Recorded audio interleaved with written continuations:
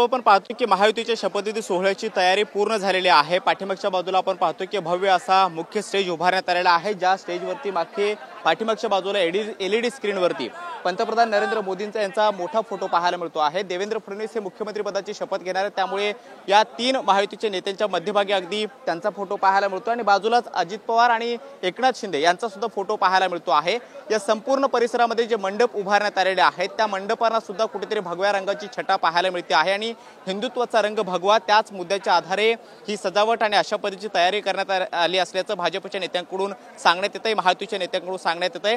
मंडपातील दृश्य जर पाहिली तर या संपूर्ण मंडपात ठिकठिकाणी महापुरुषांचे कटआउट्स पाहायला मिळतात, त्याचबरोबर दिवंगत नेत्यांचे कटआउट्स पाहायला मिळतात आणि पंतप्रधान नरेंद्र मोदी असतील किंवा गृहमंत्री अमित शहा यांचे सुद्धा कटआउट्स हे ठिकठिकाणी पाहायला मिळत आहेत। स्टेजच्या अगदी उजव्या बाजूला आणखी एक छोटा स्टेज उभारण्यात आलेला आहे, जिथे देशभरातून निमंत्रित करण्यात आलेले जे काही साधू संत महंत आणि काही प्रमुख नेते जे आहेत त्यांचं आसन व्यवस्था करण्यात आलेली आहे आणि अगदी स्टेजच्या मुख्य भागामध्ये पहिल्या जो काही स्टेजच्या समोरचा भाग आहे तिथे वेगवेगळ्या क्षेत्रातील जे काही मान्यवर आहेत त्यांना बसण्याची आसन व्यवस्था करण्यात आलेली आहे।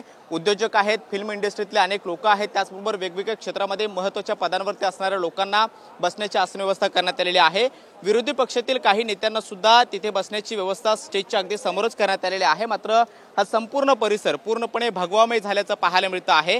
5:30 वाजता हा शपथविधी सोहळा पार पडतो आहे। 5:15च्या दरम्यान पंतप्रधान नरेंद्र मोदी यांचं आगमन व्यासपीठावरती होईल। गृहमंत्री अमित शहा त्याचबरोबर केंद्रीय मंत्री अनेक खासदार देशभरातून निमंत्रित करण्यात आलेले पाहुणे सुद्धा या शपथविधी सोहळ्याला हजेरी लावणार आहेत आणि राज्यभरातून लाडक्या बहिणी सुद्धा या कार्यक्रमाला उपस्थित असणार आहेत। कार्यकर्ते पदाधिकारी या ठिकाणी पोहोचायला सुरुवात झालेली आहे।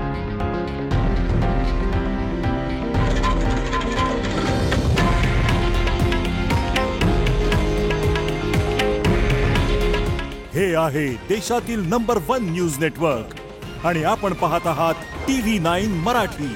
काळजी तुमची, हित महाराष्ट्राचं।